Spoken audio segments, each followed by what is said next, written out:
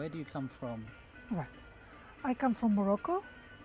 I born in Morocco, grew up in Morocco till the age of 9, and then we immigrated to Israel. Then I was educated in Israel and did my army service. After that, I worked about 2 years, and then I came to discover Europe. So, once I got to Europe, which is the second stop was London, I have met my husband and I got married, and I've been here over 30 years, and I've been living here since.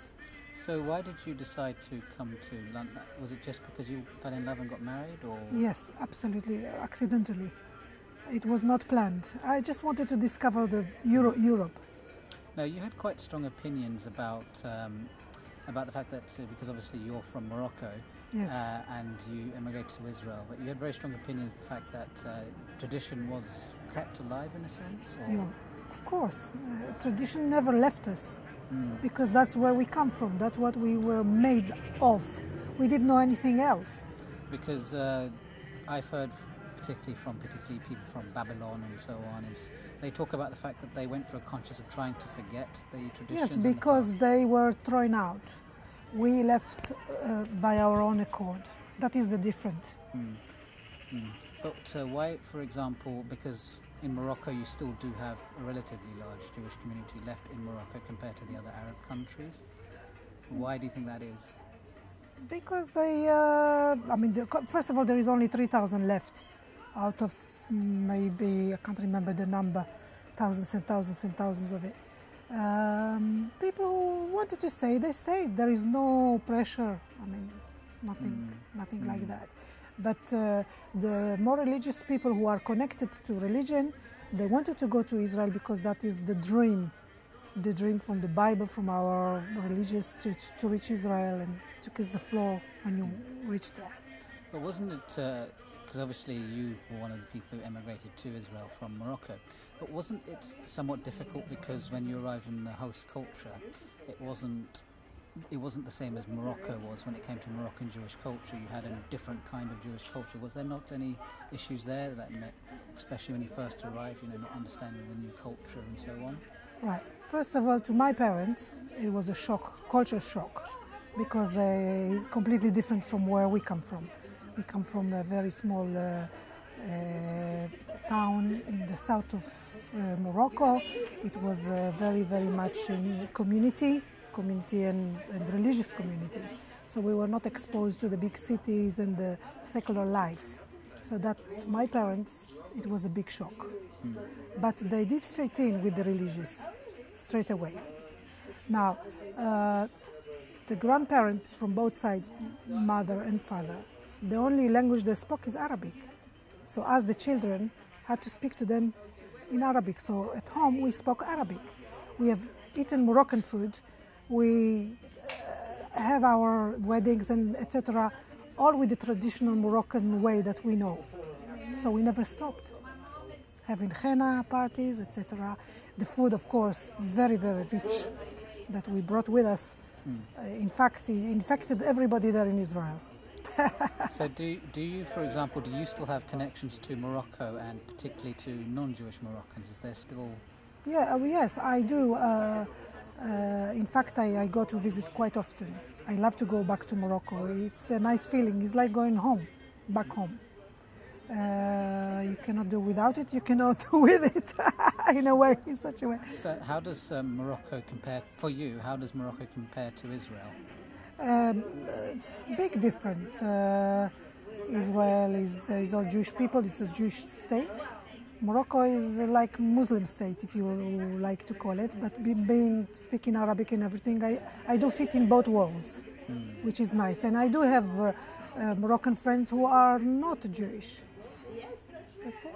So how does being, though, because obviously you were talking about two different cultures here. You're talking about a Moroccan culture, which is primarily Arab in nature, and then you're talking about a Israeli culture, which is primarily Jewish.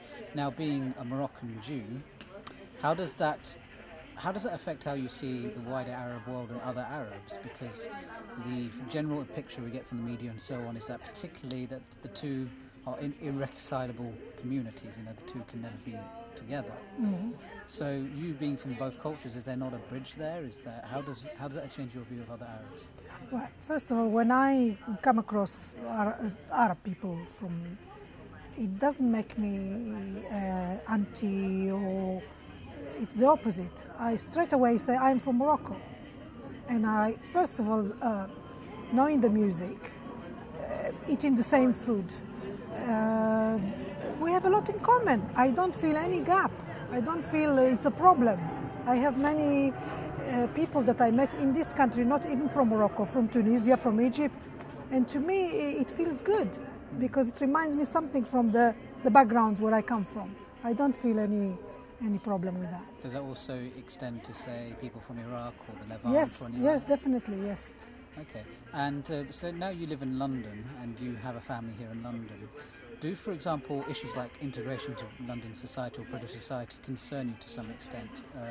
Because one of the fears many communities have about becoming too integrated is losing their children, losing the culture, or their grandchildren eventually losing it.